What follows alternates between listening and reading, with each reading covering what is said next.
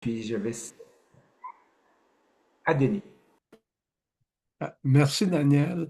D'abord, merci à Fabrice Zorio et à Daniel pour l'invitation parce que moi, c'est un honneur que vous me faites là, de m'inviter à vous rejoindre et à vous parler parce que historiquement, depuis il y a presque bon, pas loin de 30 ans, en tout cas, dès les débuts de l'Association des troubles anxieux du Québec et des troubles de l'humeur de l'anxiété au Québec.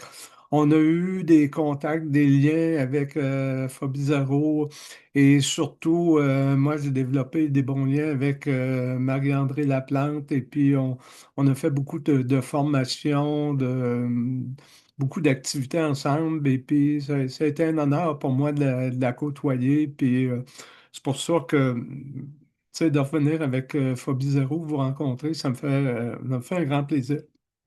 Alors, bonsoir tout le monde. On est bien au chaud, chacun chez soi. C'est sûr que moi, j'aurais encore aimé mieux être avec vous autres dans une salle, faire ça live, là. Mais il y a juste, le seul qui peut être partout, c'est le bon Dieu. Fait que, étant donné que, bon, s'il y a des gens ici qui sont à Québec ou d'autres qui sont à Montréal ou d'autres à Sherbrooke, je ne sais pas, là. Alors, c'est la meilleure façon de se rejoindre comme ça. Allons-y comme ça. Alors, comme Daniel expliquait, moi, j'ai une formation médicale, je suis médecin de famille, je suis semi-retraité ou trois quarts retraité, mais je travaille quand même encore un peu, surtout au niveau de la formation des résidents en médecine familiale. Et puis, je fais surtout de la supervision puis de l'enseignement. Alors, ce soir, puis où je travaille, le GMFU, ça, c'est ce qu'on appelle un groupe de médecine familiale universitaire. Donc, à Québec, c'est situé à l'hôpital Saint-François d'Assise et c'est là que je fais la supervision des résidents.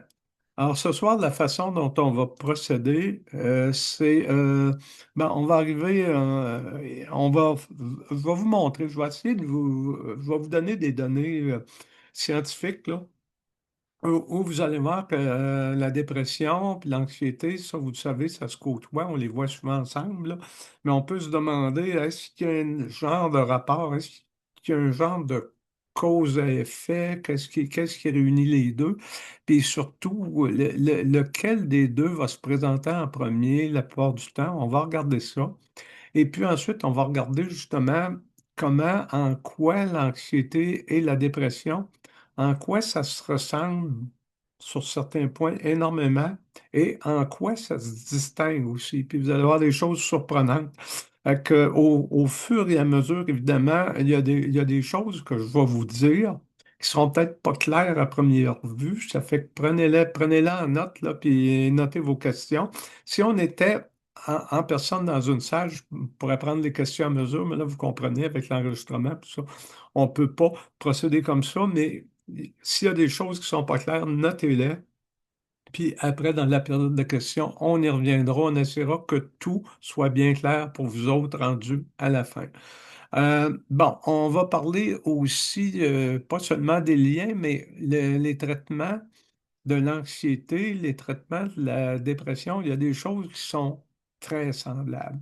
Puis il y a des choses qui sont très différentes. Ça ne fonctionne pas nécessairement de la même façon. Puis c'est après ça qu'on aura la petite pause technique de quelques minutes. Et puis là, ben, on va me faire plaisir de tout répondre à vos questions. Ça, c'est quoi ça? Ça ressemble à une poche d'engrais. Je ne sais pas ce que ça fait là. On verra peut-être éventuellement. Alors, ça, c'est pour faire joli. Avant d'aller plus loin, juste se rappeler, l'anxiété, c'est pas une maladie, c'est une sensation normale qui est mobilisatrice, c'est favorisé par l'évolution. Aujourd'hui, on va parler des troubles anxieux, hein, l'anxiété qui n'est pas normale, qui est maladive, qui est pathologique. Même chose quand on va parler de la dépression. On ne parlera pas de tristesse, on va parler vraiment de la dépression. Parce que la tristesse aussi, c'est une émotion normale qu'on peut ressentir de façon tout à fait appropriée dans différentes situations. Aussi, pour ce qui est des troubles anxieux et des troubles dépressifs, j'ai une approche plus médicale de la définition des termes, là, selon le DSM-5. Le DSM-5, c'est la Bible, le DSM, ben, il y a 1, 2, 3, 4, 5, là, on est rendu à 5, là. Mais c'est le catalogue de toutes les maladies mentales, entre guillemets, là, si on peut appeler ça mentales, là. J'aime pas l'expression. Mais c'est le catalogue de tout ce que ça prend pour définir chacune des maladies. Alors, ce qu'on nous dit dans le DSM,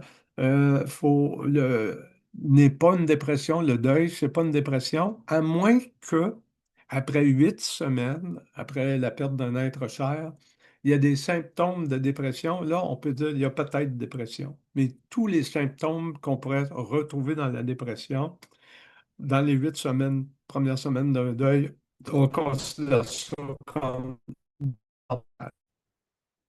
Il y a aussi ce qu'on appelle les troubles de l'adaptation. Les troubles de l'adaptation, c'est pas de la pathologie, c'est pas maladif, c'est tout simplement une détresse qui est disproportionnée ou encore un fonctionnement qui est complètement altéré, mais c'est en lien temporel avec un stress, avec un stresseur, quelque chose qui arrive dans notre vie. Alors, la personne va bien, il arrive quelque chose, la personne va mal, puis quand le problème est résolu, la personne va mieux. Alors là, ce n'est pas un trouble anxieux, ce n'est pas de la dépression, c'est un trouble d'adaptation. Là, vous allez comprendre que dans certaines situations, il peut arriver qu'il y ait des symptômes d'anxiété ou de dépression qui vont apparaître parce que là, il y a un stresseur qui est apparu. C'est facile de dire que quand le stresseur va disparu, puis que la personne va être guérie, c'est un trouble d'adaptation. Mais vous savez, il y a des situations de la vie, c'est des stresseurs chroniques, hein. Ça peut être vivre avec une personne malade, ça peut être des problèmes de comportement d'un enfant, tout ça. Des fois, le stresseur est chronique. Fait que c'est pas toujours facile de dire, ah ben, ça va être réglé quand ça va être réglé. Ça ne sera pas nécessairement réglé. Ça fait une petite zone grise. Évidemment, aussi, les problèmes de la vie courante, ben, de s'inquiéter parce qu'il y a quelqu'un qui a des problèmes de santé à côté de nous, ben, c'est normal. C'est pas une maladie, c'est pas un trouble anxieux. Alors, on peut se demander si on voit si souvent des symptômes de dépression et des symptômes d'anxiété qui sont ensemble, là, qu'est-ce qui arrive en premier? Est-ce qu'il y a un lien? Ah, il y a deux trajectoires possibles, et puis la plus fréquente, c'est les gens chez qui on a porté le diagnostic d'un trouble anxieux et chez qui on va porter plus tard, puis on va voir, on va regarder combien de temps plus tard, on va porter plus tard un diagnostic de dépression. Ça, c'est la trajectoire la plus fréquente, celle qu'on voit le plus souvent.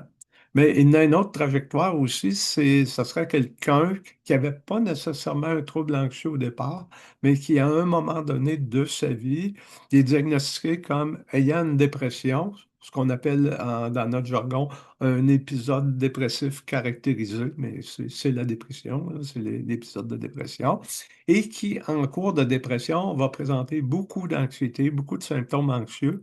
Et puis, il y a un nom pour ça, ça a été baptisé la détresse anxieuse. Fait que ça, c'est dans le catalogue, c'est comme ça que ça s'appelle. On va regarder Oups, là, que c'est que... Bon. On va regarder. Ça se pose avancer. OK, c'est bon. On va regarder dans le premier cas, là, qu'est-ce qui se passe quand le trouble anxieux va précéder la dépression. Et puis, on va aller voir des statistiques qui ne sont pas très récentes. Ça date de 2000, mais c'est quand même, vous allez voir, c'est intéressant. Vous avez deux graphiques où vous avez l'âge médian en haut. Celui du haut, c'est l'âge médian d'apparition d'un trouble anxieux. Alors, quand on dit âge médian, c'est pas l'âge moyen. L'âge médian, c'est l'âge où il y en apparaît le plus, où il y en a autant avant cet âge-là qu'après cet âge-là. Et puis, on le voit, ça a été fait dans plusieurs pays. On voit que le Canada est assez bien coté en haut, là. Mais ce qu'on peut dire de ça, c'est que pour l'ensemble des troubles anxieux, pas un trouble anxieux spécifique, l'ensemble des troubles anxieux, parce qu'en 2000, les troubles anxieux, il y avait la phobie sociale, les troubles obsessionnels compulsifs, même le stress post-traumatique était dans les troubles anxieux. Mais toujours est-il que l'âge médian d'apparition d'un trouble anxieux se trouvait autour de 15 ans. Et puis, si on prend pas les mêmes individus, mais les mêmes populations, dans les mêmes populations, l'âge médian d'apparition du premier trouble dépressif, le premier diagnostic d'un trouble dépressif, ça tourne autour de 25 ans. Donc, je ne suis pas en train de dire que les individus chez qui on diagnostique un trouble anxieux en 15 ans vont être diagnostiqués pour un trouble dépressif à 25 ans. Ce que je dis, ce que la science nous dit, c'est que dans une population donnée, puis on voit que c'est pareil dans plusieurs pays, l'âge médian où apparaît le plus souvent un trouble anxieux est autour de 15 ans. Puis dans la même population, le trouble dépressif apparaît habituellement autour de 25 ans et qu'il y a beaucoup d'individus qui ont les deux. Donc, il y a beaucoup d'individus qui ont passé par ce chemin-là. D'abord un trouble anxieux et ensuite le trouble dépressif. On va le regarder d'une autre façon. On voit aussi, là, j'ai fait apparaître une petite flèche juste pour montrer le 10 ans entre les deux. Qu'est-ce qui se passe à ce moment-là aussi? On a d'autres données. Je vous ai dit que c'était l'ensemble des troubles anxieux. Si on le décortique un petit peu plus, ici, on le voit avec l'ensemble des troubles anxieux. Vous voyez la ligne rouge en bas, là? Ça, c'est tous les troubles anxieux qui sont mélangés là. Et puis là, c'est moins apparent un petit peu là, l'apparition de la dépression là, dans cette courbe-là. Mais dans la courbe de l'anxiété généralisée, le TAG, hein, TAG, TAG, trouble d'anxiété généralisée, là, on le voit bien que quand même, la dépression apparaît assez rapidement. Ça change un petit peu la moyenne, mais on voit quand même que l'anxiété généralisée, encore là, précède la dépression, puis la dépression va arriver assez rapidement après. On le voit aussi, là, l'espèce de 10 ans, je l'ai transposé là. Ce qu'on sait aussi, Denis, je vais on sait, t'interrompre si tu veux. Es-tu capable de revenir, Denis, sur la diapo précédente? Euh, oui, celle-là, Est-ce qu'il y a quelque chose à dire entre l'âge de 14 et 15 ans, la montée fulgurante de pratiquement de 20 à 40% du risque? Est-ce que tu vas en oui. parler un petit peu plus tard ou sinon?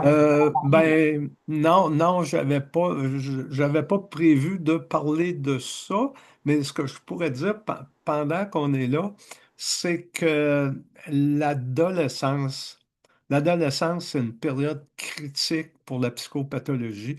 Là, ici, on le voit dans le trouble d'anxiété généralisée qui est diagnostiqué. Pour différentes raisons, c'est gênant de faire des diagnostics catégoriques chez un enfant qui aurait 11 12 ans. C'est gênant. À 15, 16, 17 ans, c'est plus facile. Puis on sait aussi que le cerveau est dans son espèce de phase de développement. Puis ce qu'on voit, tous les cliniciens qui œuvrent en santé mentale, on voit que les troubles mentaux, entre guillemets, puis j'aime pas ça appeler ça de même, mais ces maladies-là ont tendance à se différencier dans cette période-là. Autrement dit, un jeune de 13 ans qui a des problèmes d'anxiété, de comportement, d'humeur, c'est excessivement difficile de porter un diagnostic parce que c'est quelque chose qui est en train de se développer. Et puis, ça se cristallise tranquillement. Même chose pour les troubles de personnalité. C'est pour ça qu'on a une espèce de zone où il apparaît beaucoup de troubles à l'adolescence, mais c'est très difficile de les documenter puis de les différencier. Et puis, je pense, un exemple qui est quand même bien connu, le développement des psychoses puis des schizophrénies qui vont apparaître dans ces âges-là et qui vont être précipités par le cannabis, mettons. Hein? Il y a beaucoup de jeunes, ils ont des prédispositions, ça ne veut pas dire qu'ils sont condamnés à avoir la maladie, mais ils ont des prédispositions. Puis là, il y avoir des habitudes de consommation qui vont faire que ça se développe. Fait que c'est pour ça que je ne voulais pas rentrer dans le détail de cette période-là. Mais Daniel, ton observation est tout à fait pertinente que oui, oui, c'est là qu'on voit des courbes et qu'on voit apparaître des affaires, là. Merci. Je te laisse poursuivre. Où j'en étais, c'est ça. On sait que le trouble d'anxiété sociale et le trouble d'anxiété généralisée, c'est connu que c'est des facteurs de risque pour la dépression. Le trouble panique, c'est pas tant qu'il est connu comme un facteur de risque pour la dépression, mais il va aggraver la dépression. Et on sait qu'un individu qui est en cours de dépression, d'épisode dépressif, s'il y a un trouble de panique, quand il fait des attaques de panique, il peut avoir des idées suicidaires, puis il peut avoir des gestes suicidaires qui se passent parce que c'est tellement pénible, c'est quelque chose que, tu sais, puis je l'ai déjà entendu, là. J'ai déjà entendu des gens me dire, des patients me dire, là, je pense que j'aimerais mieux mourir que faire une autre attaque de panique dans un contexte de dépression. Alors que ça, c'est sérieux. Bon, alors qu'est-ce qui se passe dans l'espèce d'espace autour de 15 à 25 ans? Qu'est-ce qui se passe dans ces 10 années-là qui pourrait expliquer que la dépression va suivre, va suivre le trouble anxieux? Puis là, ben, on a des hypothèses. On n'a pas des données très sûres, mais on a beaucoup de pistes. Une de ces pistes-là, c'est l'expression génétique. Ah, on sait que autant dans des familles où il y a des troubles dépressifs qui semblent reliés à une certaine hérédité, les troubles anxieux qui sont reliés à une certaine hérédité, et puis, évidemment, c'est pas facile à discriminer non plus de l'environnement parce que c'est certain qu'un enfant qui est modelé par des patients, par des parents anxieux, ben, il y a des chances de développer des évitements puis de développer de l'anxiété, c'est sûr. Mais il y a quand même des gènes. Maintenant, les gènes, ça ne dit pas tout. Par exemple, des jumeaux identiques, deux jumeaux identiques qui ont exactement le même patrimoine génétique, si un des deux a la schizophrénie, c'est quoi le risque de l'autre de l'avoir? C'est à peu près 50%. C'est pas 100%. Avec les gènes ne sont pas déterminants. Les gènes, c'est des prédispositions. C'est un peu comme quand on achète un ordinateur ou une machine quelconque qui a plein de programmes dedans. Ça ne veut pas dire que tous ces programmes-là vont être activés, qui vont servir. Alors, c'est la même chose pour l'expression génétique. Puis, de même des jumeaux identiques, leurs gènes ne s'exprimeront pas nécessairement de la même façon parce que il y a ce qu'on appelle l'épigénétique. C'est ce qui fait qu'un gène se développe et s'exprime. Ça peut varier avec des facteurs environnementaux. Et puis, on sait que dans l'anxiété, dans la dépression, il y a des gènes. Il y en a des gènes qui semblent favoriser, mais il n'y en a aucun qu'on a pu dire, ah, c'est celui-là, puis c'est ce gène-là qui détermine tout. On est dans le mou avec ça. Maintenant, est-ce que l'hypercorticisme prolongé pourrait amener la dépression? Ça se tient. Quand on est anxieux, quand on est stressé, nos surrénales, ils sécrètent du cortisol à la demande de l'hypophyse. On se sent menacé. Alors, quand on se sent menacé en réponse à la menace, l'hypophyse disait à la surrénale, sécrète du cortisol parce que le cortisol, ça nous rend sur le coup, à court terme, plus combatif. Tu sais, ça, ça nous protège jusqu'à un certain point, mais en même temps, c'est nuisible pour le système nerveux central. C'est pas bon pour les neurones. C'est pas bon pour les connexions neuronales. Hypercorticisme, beaucoup de cortisol dans une réaction de stress aigu, c'est bon, ça va aider, mais à long terme, tout le long, c'est pas bon, c'est nuisible, et puis ça va entraîner des problèmes. À part de tout ça, ce qui va arriver aussi, c'est, on dirait que, excusez, juste, quand il y a quelqu'un qui rentre, on dirait que je ne peux pas me servir de ma commande pour avancer. Bon, OK. Euh, L'autre affaire aussi, les gens qui ont des troubles anxieux, qu'est-ce que c'est le plus souvent quand c'est pas bien contrôlé, si on peut dire, c'est quoi le comportement favorisé? Des évitements. Alors, les gens font des évitements. Alors, quelqu'un qui, pendant plusieurs années de sa vie, a fait des évitements, ben, il vit peut-être pas avec la personne avec qui il aurait voulu vivre. Il fait peut-être pas la job qu'il aurait aimé faire. Tu sais, il y a beaucoup de choses qui ont pu être renoncées, abandonnées. Ça peut devenir démoralisant à la langue. Ça peut être un facteur aussi que à force de passer à côté d'eux, d'éviter d'eux, de ne pas avoir pris le risque d'eux, ben, il y a des accomplissements qui ne se font pas. Après ça, la porosité des critères diagnostiques, dans la façon, dans le grand catalogue dont je vous parlais, le DSM-5, là, de quelle façon, justement, on décrit les troubles anxieux, de quelle façon on décrit la dépression. Dans ces descriptions-là, il y a des choses qui vont faire que, des fois, de quel côté on est. Ce symptôme-là, je vais prendre un exemple, L'insomnie, est-ce que c'est un symptôme qui appartient à l'anxiété? Parce qu'on va l'y retrouver. Est-ce que c'est un symptôme qui appartient à la dépression? Parce qu'on va l'y retrouver. À ce moment-là, il y a des combinaisons de symptômes, puis ça, je vais vous le montrer en détail, là. Il y a des combinaisons de symptômes qui vont faire que, on va dire, ça appartient plus à l'anxiété ou ça appartient plus à la dépression. Alors, qui s'assemble se ressemble. Alors là, ce que je vous montre, c'est ce qu'on appelle le Oui, je PA. vais juste Oui, poser une petite question parce que ça va pouvoir se glisser dans la présentation. Il y a Marie-Ève qui nous demande est-ce que ça se répare les neurones endommagés par un surplus de cortisol? C'est dans le fond, si tu dirais que euh, ça peut endommager les neurones. ouais, ben, il y a de la plasticité dans les neurones, et puis plus on est jeune, plus on a de la plasticité dans nos neurones. On a des neurones de spare, on a des neurones en réserve, on a des neurones qui sont pas très utilisés. Fait qu'il y a une certaine réparation qui est possible si on est jeune. Puis qu'est-ce qui répare les neurones? Bon, il y a ce qu'on appelle le BDNF, le Brain Derived Neurotrophic Factor. Ça, c'est quelque chose, c'est comme une espèce de protéine qui est, entre autres, favorisée par la sérotonine. Les antidépresseurs aident à fabriquer. Ça, c'est de l'engrais pour les neurones. L'activité physique, il y a peut-être des facteurs d'alimentation aussi qui vont favoriser la sécrétion de protéines qui vont aider une certaine régénération des neurones. Le lithium fait ça. C'est pas un traitement commode pour tout le monde, là. OK, dans la maladie bipolaire, mais le lithium a un effet régénérateur, protecteur sur les neurones. Oui, même s'il y a un dommage par hypercorticisme, il y a une certaine réparation qui est possible. Peut-être pas le même neurone qui va revenir comme neuf. Des fois, ça peut être l'autre à côté qui va prendre la relève, puis qui va le remplacer, puis qui il va ramener la fonction, si ça répond. Merci. OK. Là, j'arrive sur le questionnaire sur la santé du patient qui s'appelle PHQ-9. Pourquoi je vous montre ça? C'est tout simplement parce que c'est un questionnaire, on ne fait pas des diagnostics avec ça, c'est un questionnaire de dépistage ou de suivi. Que quand on voit un patient, on veut mettre des points, on veut quantifier quelque chose, on met des points, on met des chiffres, puis on dit à partir de temps jusqu'à temps, ça vaut tant.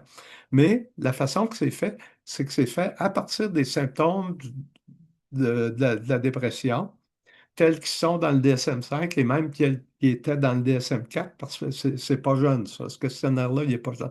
Alors, ce qu'on voit, c'est que les symptômes de dépression, tu sais, on pense dépression, on pense tristesse, on pense pas avoir le goût de rien faire, irritabilité, mais dans la dépression, il y a beaucoup de symptômes, des symptômes généraux, il y a des Là, on va peut-être se plus en détail. Il y a des symptômes émotionnels de dépression. Puis, un et deux, je ne sais pas si ça se lit bien à vos écrans, là, mais le premier, peu d'intérêt ou de plaisir à faire les choses. C'est ce qu'on appelle l'anédonie, l'incapacité au plaisir. Ça fait que ça, c'est un symptôme de dépression. Puis, le deuxième, c'est la tristesse, le sentiment d'être déprimé. Alors, pour parler de dépression, ça prend absolument un des deux. Si on a les deux, ben, c'est encore mieux. Pas encore mieux, là, mais c'est encore plus parlant. Ça prend absolument un des deux. Il y en a d'autres qui sont facultatifs. En six, c'est avoir une mauvaise opinion de soi-même, hein, l'espèce de sentiment ou de culpabilité ou de se trouver pas beau, pas fin, etc. Et puis, évidemment, aussi, il y a neuf, la façon qui est écrit le dernier, il tourne un peu autour du pot, mais c'est l'idéation suicidaire. Hein. Pensez que vous voudrez mieux mourir ou envisager de vous faire du mal d'une manière ou d'une autre. Alors ça, c'est dans les symptômes affectifs de la dépression. On a besoin absolument du premier ou du deuxième. Et puis les autres, on peut les avoir. Il faut avoir cinq symptômes. Dans les autres symptômes qu'on peut avoir, mais là, c'est des symptômes généraux. C'est des symptômes qui pourraient être des symptômes de n'importe quelle maladie, pas rapport. En trois, on a difficulté ou s'endormir ou à rester endormir ou à rester endormi ou dormir trop. Vous voyez que c'est de la bouillie pour les chats, c'est n'importe quoi et son contraire, là. Hein? Difficulté à dormir ou trop dormir. Fait que c'est pas génial. Puis, ça peut être n'importe quoi qui fait ça. Se sentir fatigué ou manquer d'énergie, oui, ça va. Mais encore là, Comment il y a une maladie qui peut donner de la fatigue, hein? On pogne la grippe, mais on est fatigué. Un autre, avoir peu d'appétit ou manger trop. Ça a de l'air fou, là. C'est n'importe quoi et son contraire, encore une fois. Euh, Ensuite, il y a le ralentissement, bouger, parler si lentement que les autres auraient pu le remarquer, ou au contraire, être agité. Encore là, n'importe quoi et son contraire. Et puis, les symptômes cognitifs, il y en a un. Avoir du mal à se concentrer. Par exemple, pour lire le journal ou regarder la télévision. Là, les troubles de concentration, quelqu'un qui commence une demande, il va probablement avoir des troubles de concentration. Les jeunes qui ont des déficit d'attention, ils ont des troubles de concentration qui ont rien à voir avec la dépression. Alors, ce que je veux vous montrer, c'est qu'il y a un paquet de symptômes qu'on associe à la dépression, mais qui ne sont pas si évidents que ça. Puis, pour parler de dépression, il ne faut pas se lever un bon matin et avoir ça. Il faut que ça fasse au moins 2 semaines. Puis, il faut que ce soit la plupart des journées. Il ne faut pas que ce soit une journée de temps en temps. Alors, est-ce que c'est fiable, ces critères-là?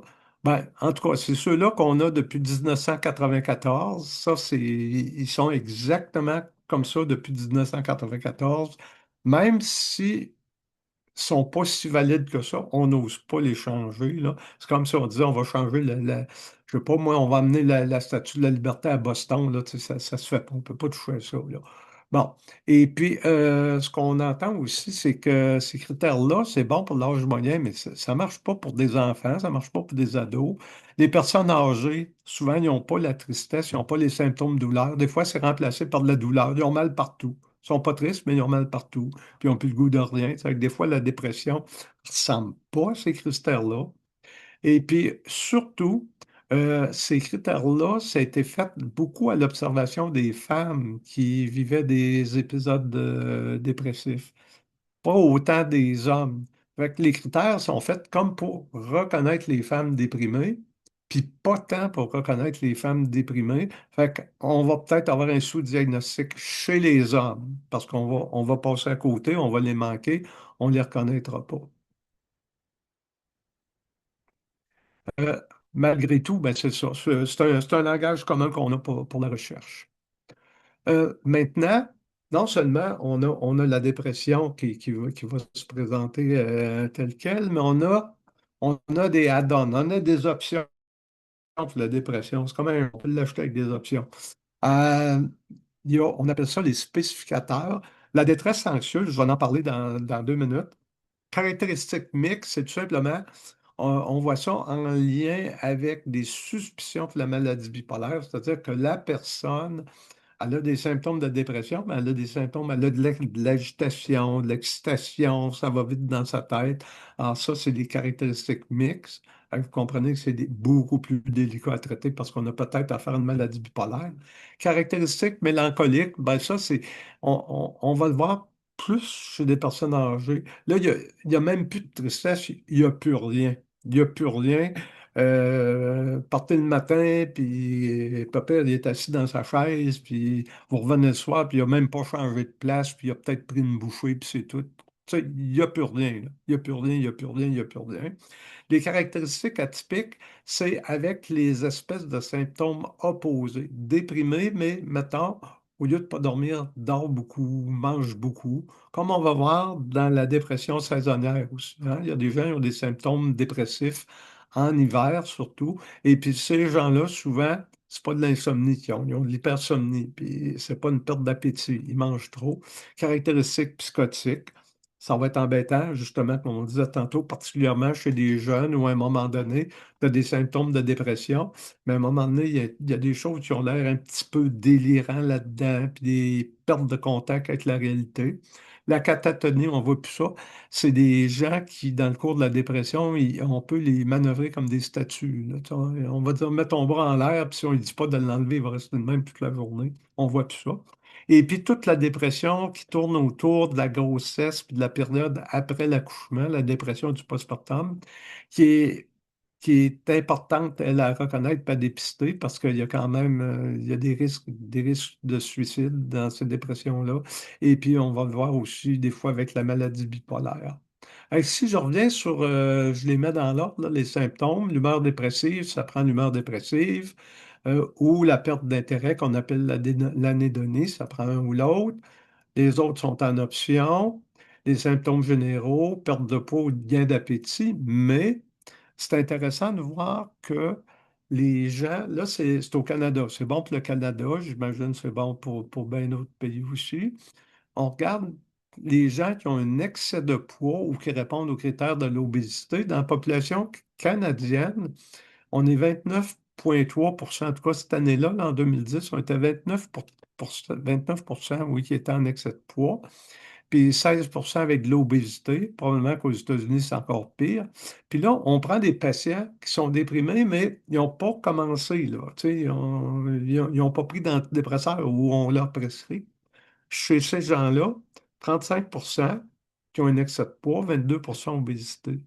Donc, quand quelqu'un, tu sais, quand on disait avant, oh, les gens, ils mangent plus puis ils maigrissent en dépression, ben, au moment du diagnostic, ils font partie des percentiles de la population qui sont en surpoids ou qui sont en obésité.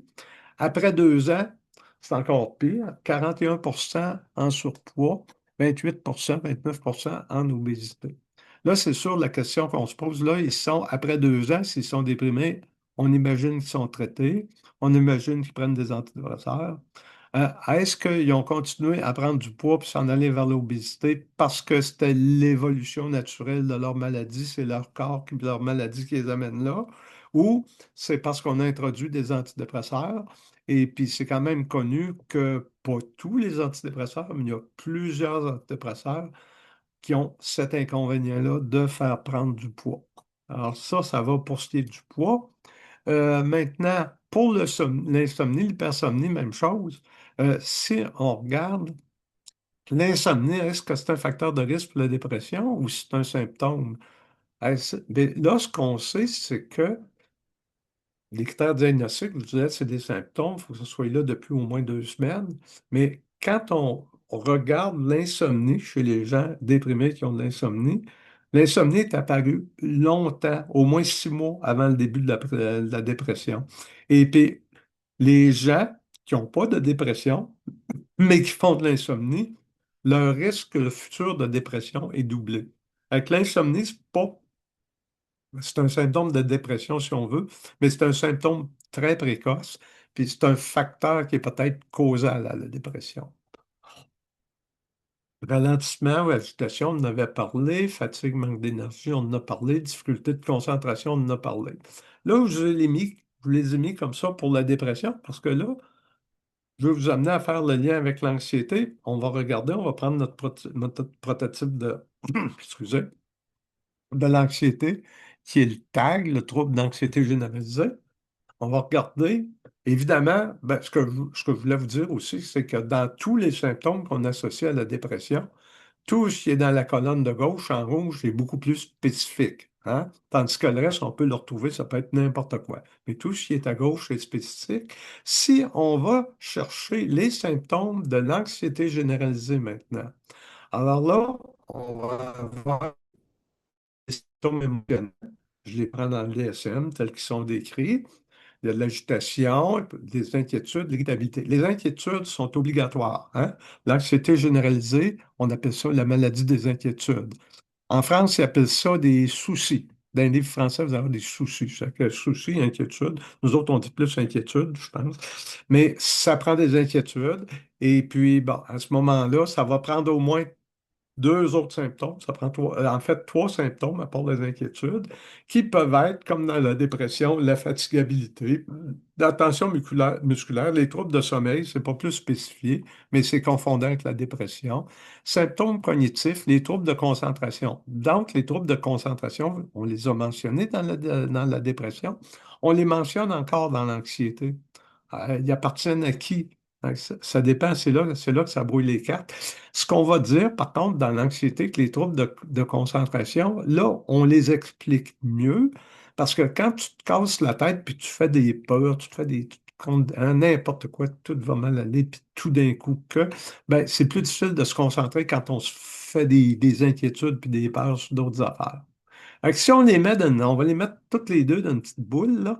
Alors, si on prend le tag, si on met tous les symptômes qui sont là, puis que de l'autre côté, on va mettre les symptômes de la dépression, vous apercevez qu'il y a en bon français ce qu'on appelle un overlap. Hein, vous voyez, ça se recoupe.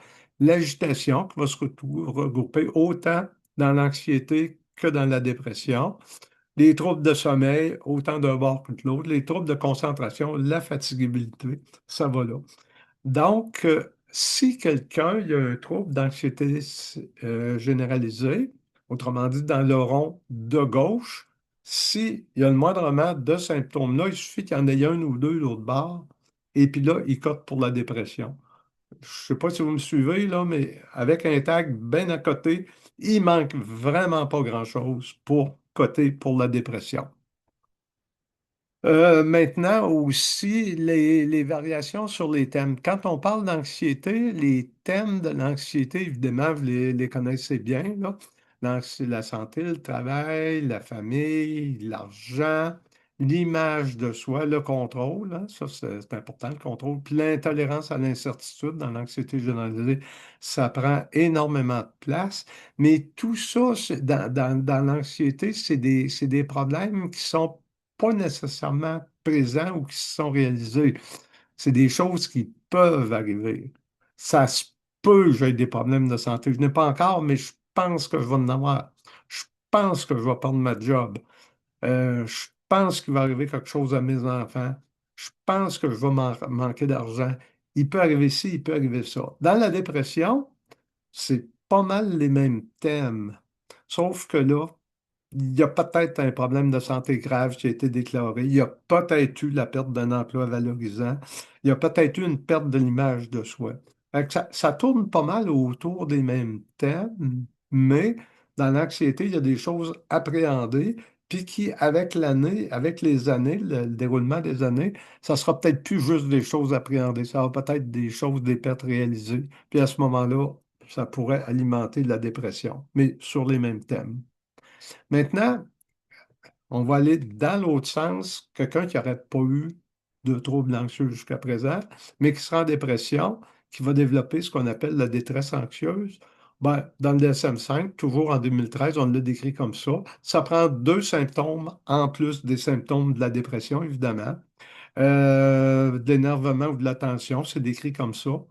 Deux, le sentiment d'agitation, puis c'est bien écrit, hein? Sentiment d'agitation. Donc, ce n'est pas une agitation qui est observable. Là, on ne dira pas, oh, il est agité. C'est un sentiment, on se sent agité. Là, on spécifie les difficultés de concentration, mais là, on le dit bien, c'est dû à des soucis, à des inquiétudes. Et puis, les deux autres symptômes, ça va vous faire penser à quelque chose. La peur catastrophique qui va arriver quelque chose, puis le sentiment de perte de contrôle. Qu'on réfère à quoi? Ça ressemble bien gros à ce qu'on vit d'une attaque de panique.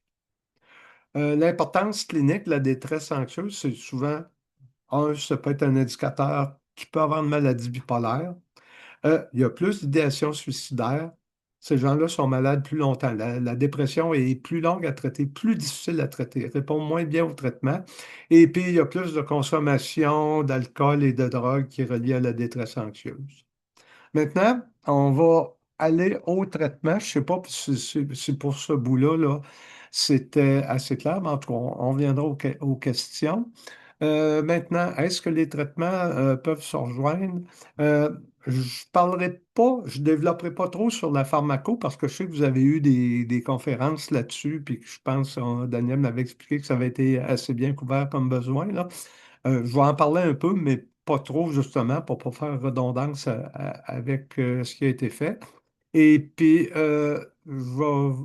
là, Daniel, je te joue un peu un tour parce que c'est convenu qu'on ne parle pas de médicaments là, ensuite dans les discussions, mais s'il y a des questions sur la médication, plus spécifiquement dans la période de questions, je pense que, étant donné que là, j'ai ouvert cette porte-là, on pourra, je voudrais pas arriver puis parler juste de ça, là, mais si jamais il y a des questions plus spécifiques par rapport à la médication, je pense qu'on pourrait faire un petit écart pour Oui, la mais tu peux circonstance. faire un petit survol pour expliquer un petit peu les différences entre l'anxiété et la dépression au niveau de la médication. Ça peut être Oui, intéressant aussi de c'est présenter en, comme c'est- ça. ouais, puis c'est en plein ça, c'est là que j'arrive, les différences. entre l'anxiété, puis là j'ai parlé beaucoup des ressemblances, puis les différences, ben là, on va voir justement métaboliquement, puis on va voir là pour les 10 prochaines minutes, puis après ça, je pense que on pourra passer à d'autres choses. Euh, l'anxiété, l'anxiété n'est pas associée tant que ça à une composante métabolique et inflammatoire. Puis là, je n'exagère pas, là.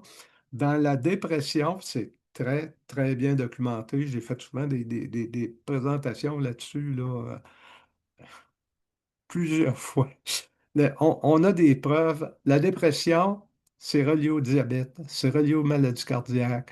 Il y a beaucoup de maladies reconnues comme des maladies physiques, mais qui sont associées à la dépression. Pensez, c'était très bien documenté. En post-infarctus, quelqu'un qui est en dépression après un infarctus, son taux de mortalité est beaucoup plus élevé. Alors, la dépression a des composantes inflammatoires. Ça agit ailleurs dans le système. Ça a des liens avec la graisse abdominale. La graisse abdominale attaque, entre autres, là, il y a des substances toxiques qui réussissent à traverser la barrière et se rendre au cerveau. Des choses qu'on ne voit pas dans l'anxiété. L'autre chose aussi, c'est que la réponse au traitement, c'est pas fait à dire, mais l'anxiété, c'est relativement, en tout cas pour en avoir traité depuis peut-être 30 ans et plus, là, c'est pas si compliqué que ça à traiter. Ça répond assez bien au traitement. La plupart du temps. Pas toujours, là, mais la plupart du temps, on fait notre traitement, le traitement psychologique, le traitement, la médication. La plupart du temps, ça fonctionne bien. Dans la dépression, souvent, ça fonctionne bien, puis souvent, c'est plus difficile. On a plus de misère un petit peu. Euh, un facteur parmi d'autres, bon, on sait qu'anatomiquement, là, dans le cortex préfrontal, qui est à quelque part ici, là, c'est là qu'on a des symptômes affectifs, des symptômes cognitifs dans la dépression. Le cortex préfrontal, c'est là qu'on réfléchit, c'est là qu'on se fait des idées, c'est là qu'on pense. Et puis, il y a le système limbique qui est plus profond, là, ben là, je ne peux pas vous le montrer, il faudrait me rouvre la tête.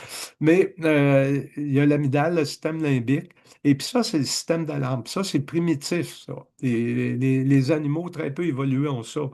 C'est un système d'alarme. S'il arrive un autre bébite pour te manger, il faut que tu le voies. S'il y a un prédateur qui est là, il faut que tu sois capable. S'il y a une odeur, s'il y a un bruit anormal, il faut que tu sois capable de réagir. Puis ça, c'est en mode automatique, ça. C'est pas on va y penser, puis les deux marchent ensemble, sauf le cortex préfrontal, la réflexion.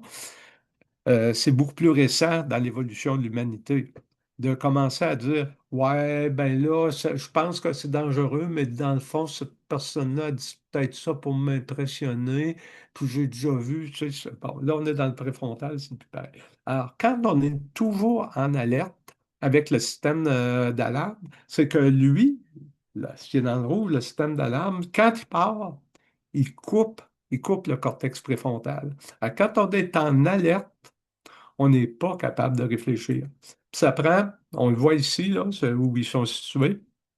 Ce qu'on va voir, c'est là. Alors ici, on a notre contrôle émotionnel dans le système limbique et puis rationnel en préfrontal. Les deux sont reliés. Normalement, c'est relié. Ils se parlent tous les deux. Sauf que si le système limbique est en alerte, ça prend 12 millisecondes, puis là, c'est coupé. 12 millisecondes, c'est pas long. Puis là, ça prend plusieurs minutes à revenir.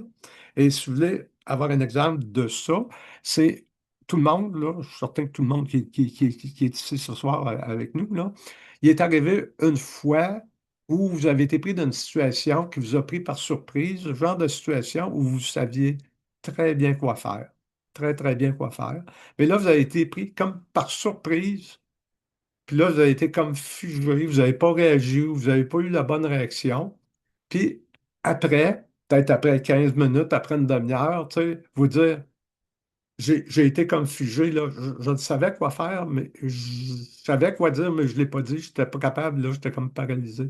Alors, on voit que quand on est toujours en alerte, on est moins bien placé pour justement, pour faire des raisonnements puis pour réfléchir. Ça fait que ça aide pas. Euh, on sait aussi que, bon, le traitement de la dépression, bon, Il y a tout ce qui n'est pas pharmaco. Fait que je ne développerai pas là-dessus, mais l'hygiène de vie, hein, ce qu'on consomme, ce qu'on mange, les thérapies comportementales cognitives. Je crois beaucoup à ça. J'ai eu une certaine formation là-dedans. Moi, j'ai la foi dans ça. On parle beaucoup aussi maintenant de la médication de pleine conscience. Et puis l'activité physique. L'activité physique, c'est prouvé, c'est documenté, c'est antidépresseur. C'est proportionnel à la dose. Plus on en fait, plus c'est antidépresseur. Puis en passant, c'est bon aussi pour le cognitif, hein? Prévention de l'Alzheimer, des maladies neurodégénératives, l'activité physique. Pas besoin de faire un marathon 4 fois par semaine, là. On dit l'équivalent de peut-être peut-être 1 heure, 3 fois par semaine d'activité modérée. Ça peut être de la marche rapide, ça peut être juste ça, mais ça a un effet antidépresseur. Ça en a un. On aurait pu parler aussi de la zoothérapie et tout ça. Côté pharmaco, ben, c'est pas bien compliqué. On a les antidépresseurs, surtout. Euh, Puis ça peut vous surprendre, mais la majorité des antidépresseurs ne sont pas prescrits pour la dépression. C'est drôle parce que là, on voit, tu sais, puis même à l'assurance maladie, tu sais, ils disent, il y a comme une discordance, tu sais, ils vont y passer les prescriptions d'antidépresseurs qui sont remboursées par le régime, puis ils vont y passer les diagnostics médicaux, puis tout ça, puis ils vont dire, ben, il y a pas mal plus de patients qui prennent des antidépresseurs qu'il y a des patients qui sont traités pour dépression. Puis ça, on le sait parce que justement, la majorité des antidépresseurs sont prescrits pour les troubles anxieux et puis pour ce qu'on appelle les troubles d'adaptation, ce dont je parlais au début, là. Tu sais, vous êtes tout croche, mais c'est parce qu'il est arrivé quelque chose là, dans votre vie qui vous dérange. Puis tant que quelque chose-là n'est pas réglé, ben, souvent, on dit on va donner un antidépresseur pour protéger. La majorité des antidépresseurs sont efficaces pour traiter l'anxiété. Par contre, les benzodiazépines, Ativan, là, lorazépam, Rivotril, qui est le clonazepam, c'est peut-être les deux les plus connus, les plus utilisés. Pour l'anxiété, c'est bon. Ça peut aider pour l'insomnie aussi, mais il n'a aucun effet antidépresseur. Et puis, chez certaines personnes aussi, ben là, il y a des risques de tolérance ou d'accoutumance. Pas pour la majorité des gens, là, mais quand même, il y a des inconvénients à prendre ça. Et puis, je voulais peut-être aussi, je n'irai pas plus loin dans le développement là, pour la pharmacologie, mais grosso modo, quand on agit avec les antidépresseurs, on vise 3 neurotransmetteurs particuliers. La sérotonine, la part des antidépresseurs vise en premier la sérotonine. Ça, c'est le neurotransmetteur de la zénitude, si on peut dire. Quand on a beaucoup de sérotonine, là, on est paisible, on est bien. Attention, ça, c'est au cerveau, cet effet-là. Trop de sérotonine dans l'intestin, ben là, vous n'irez pas loin parce que vous allez être pogné sur la balle une partie de la journée parce que ça va vous donner de la diarrhée puis de la mal au cœur. Noradrénaline, c'est le neurotransmetteur qui va mobiliser l'énergie. Attention, ça, c'est l'effet sur le cerveau. L'effet ailleurs, ben, pour votre cœur, ben, la noradrénaline va faire monter votre pression. Elle va faire monter votre rythme cardiaque. Si vous avez des problèmes cardiaques, la noradrénaline, on va y aller mollo, elle ne vous aidera pas. Les antidépresseurs aussi, il y en a qui vont cibler la dopamine. La dopamine, ben, c'est le fun, c'est le plaisir. C'est ce qui fait qu'on veut refaire une activité. C'est ce qui fait qu'on s'embarque, qu'on s'enthousiasme dans quelque chose. L'inconvénient, trop de dopamine, ben, ça peut amener à de l'hypomanie, ça peut amener même des fois un petit peu de délire, puis à l'addiction. Beaucoup d'addiction. La cocaïne, qu'est-ce que ça fait, la cocaïne? Ben, ça prend la dopamine, puis ça pète. On a des petites poches de dopamine, là, ça pète nos petites poches de dopamine, puis là, on vient plein de dopamine partout. Puis le lendemain, ben là, on n'en a plus, puis on est tout croche, là. Mais c'est le plaisir, mais il y a une possibilité d'addiction. Ça fait que les antidépresseurs agissent là-dessus, mais de façon différentielle. Ceux qu'on utilise le plus pour l'anxiété, c'est ceux qui agissent sur la sérotonine. Là, je ne les nommerai pas toutes, là, ben, parce que justement, on n'a pas le format pour ça, là. Mais ce qui va faire une différence, c'est que les médicaments sur la sérotonine, dans l'anxiété, c'est assez prévisible. On commence avec la dose la plus petite possible, des doses de petits chats, puis on monte, puis on monte, puis on monte tranquillement, jusqu'à temps que ça fonctionne. Puis souvent, ça fonctionne, on dit c'est correct, on est rendu là, puis c'est parfait. Le même antidépresseur qu'on donne pour la dépression, on va partir une petite dose aussi, voir si ça... Puis là, on va monter assez vite, puis on va monter assez vite, puis on va espérer que ça marche. Des fois, ça marche. Des fois, ça ne marche pas. Puis c'est pas proportionnel à la dose. Si on en donne trop, des fois, c'est pas mieux. Souvent, il faut combiner avec d'autres choses. Donc, ce que je voulais dire par là, c'est que tout simplement, c'est que dans les différences entre l'anxiété et la dépression, l'anxiété est plus commode, plus facile à traiter. Puis la dépression se traite, mais ça va demander plus d'efforts côté médication. Il va falloir combiner des médicaments, puis y aller autrement. Alors, si je résume, c'est que, bon, ensemble, le trouble anxieux et la dépression, oui, ça va se manifester ensemble assez souvent. Le plus souvent, c'est l'anxiété qui apparaît en premier. Ça, c'est le plus souvent. Et puis, en présence d'anxiété, la dépression est un peu plus compliquée à traiter. Puis le message que je pense qu'il est important de retenir, c'est que les troubles anxieux, quand ils sont là, ça vaut la peine de s'en occuper. Je ne peux pas vous garantir, puis il y a pas une étude, la science n'est pas rendue de dire, ah, si on traite tous les troubles anxieux, on verra pas la dépression. C'est pas ça. Mais dans mon expérience, ça ressemble à ça. Les troubles anxieux qui ont été bien traités au fil des années, puis qui ont bien rétabli, avec ou sans médication, peu importe, là, mais on peut trouver la dépression plus tard, mais beaucoup moins que des troubles anxieux qui ont été comme oh, c'est pas grave, arrange-toi avec ça, puis ça va se passer, puis t'as rien qu'à te parler. Puis je pense que ça vaut la peine de faire une bonne prise en charge des troubles anxieux. Avec la poche d'engrais, ben, c'était juste pour passer un petit message que, à quelque part, l'anxiété, ça peut être un peu une sorte d'engrais pour la dépression. Peut-être un peu exagéré comme message, là, mais regarde, moins on va avoir d'anxiété dans les jambes, moins on va risquer de se ramasser avec la dépression en cours de route. Fait que c'est ce que j'avais à vous présenter comme matériel. Ça fait que là, je pense, Daniel, je vais te repasser la parole pour la suite.